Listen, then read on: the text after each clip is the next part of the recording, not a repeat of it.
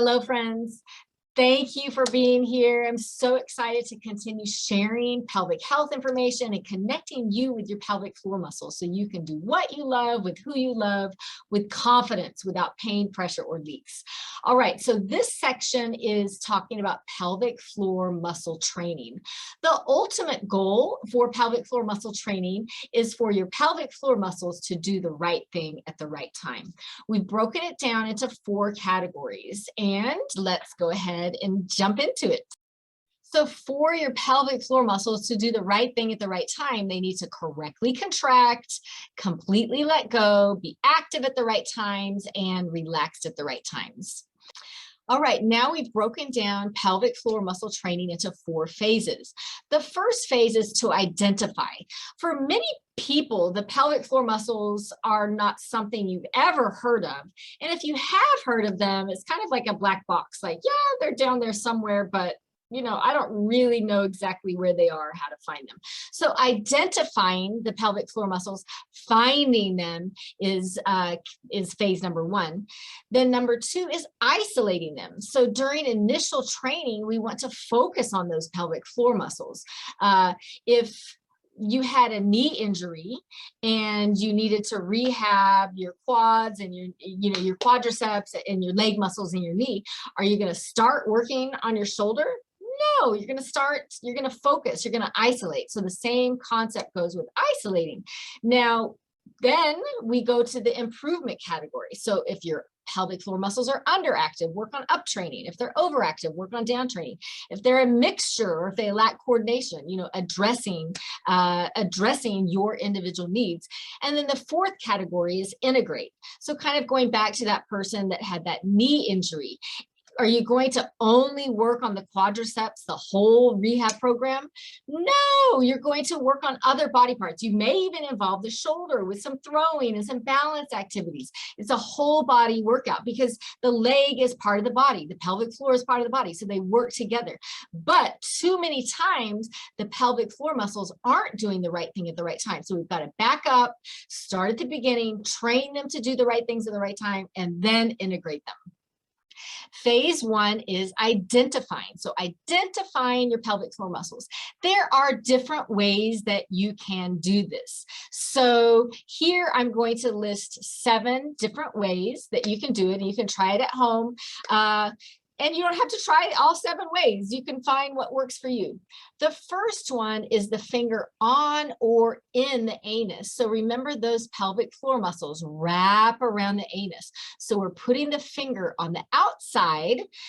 When you contract, the anus tightens and closes, and you let go, the anus opens and relaxes. So that's one way to find the pelvic floor muscles. Alternatively, you could put the finger inside the anus if you wanted to do that and feel the squeeze. Feel the softening, feel the squeeze. So many times people think that they're squeezing the pelvic floor muscles, but they're really not.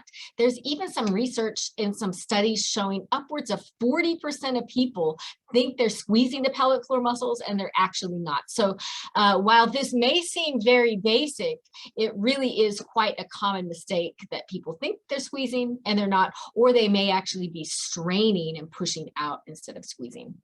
The second way is to use a mirror. So grab a mirror and contract the openings and lift. And when you let go, the openings relax and lower.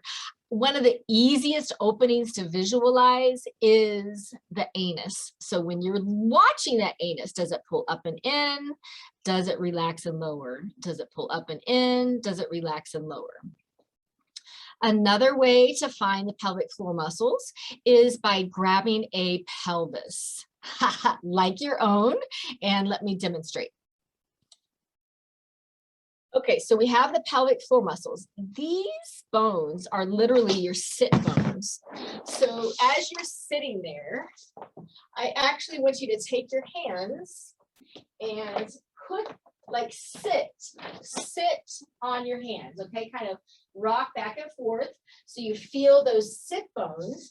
And then you're gonna take your hands and kind of do like this scooping C. So Find the sit bones, come inside the sit bones. You have this little C happening and you sit on your hands. It's gonna look like this on the actual pelvis.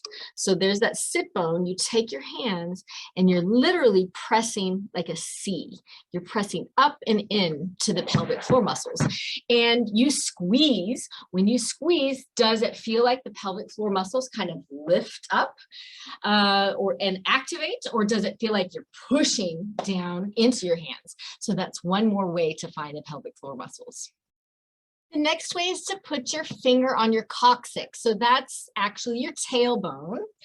And let's look at what that looks like here. So here's the pubic bone in the front. That's the tailbone. You just found your sit bones, or these are also called your ischial tuberosities. Your pelvic floor muscles connect to that tailbone there. So actually touching, and you can do this outside your clothes. You don't have to have your clothes off for this one. Touching that tailbone. I think it's easier, really it just depends on your anatomy and what feels easier and better to you. You can do it in the bathtub, you could do it on the toilet if you wanted to, you can do it lying down. But when you touch that tailbone, gently, very gently putting your finger on it, because if you're putting very much pressure, you could actually kind of manipulate it. And I'm not advocating self-manipulation of your tailbone. Okay, so gently put your finger on or just beside the tailbone and then squeeze your muscles. When you squeeze, do you feel that tailbone just slightly flex, slightly bend? So when you squeeze, the tailbone should kind of lift slightly like that, and then you relax and it comes back. Lift and relax. Now we have the urine stop test. This, I have to admit, is a very controversial test. Well, the test isn't necessarily controversial.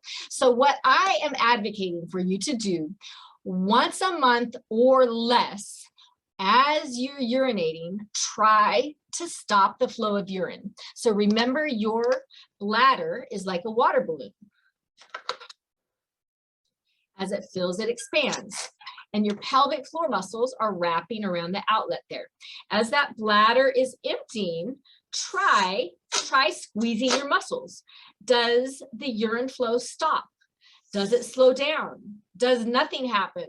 Does it slow down and then you start to trickle? So just kind of see what happens.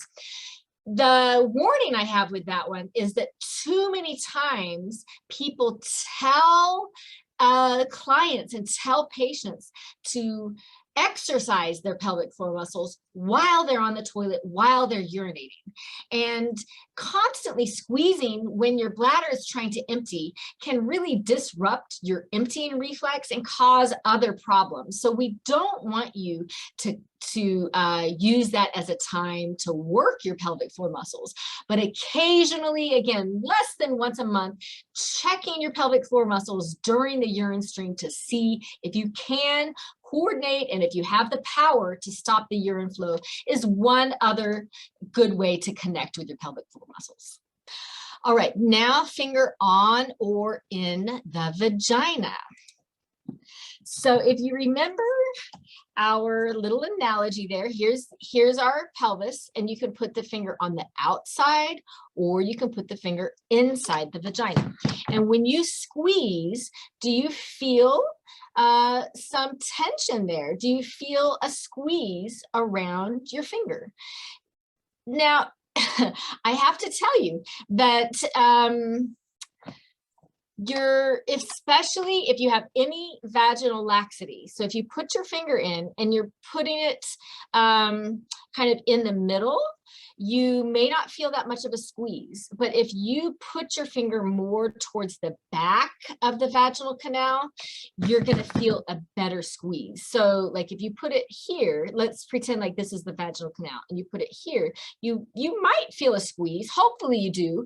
But if you're having a difficult time feeling a squeeze with that, just kind of drop the finger to the back of the vagina, like that back part of the canal there. And then when those muscles squeeze, you'll feel kind of a lift. You may not feel circumferential squeeze that's tight like that.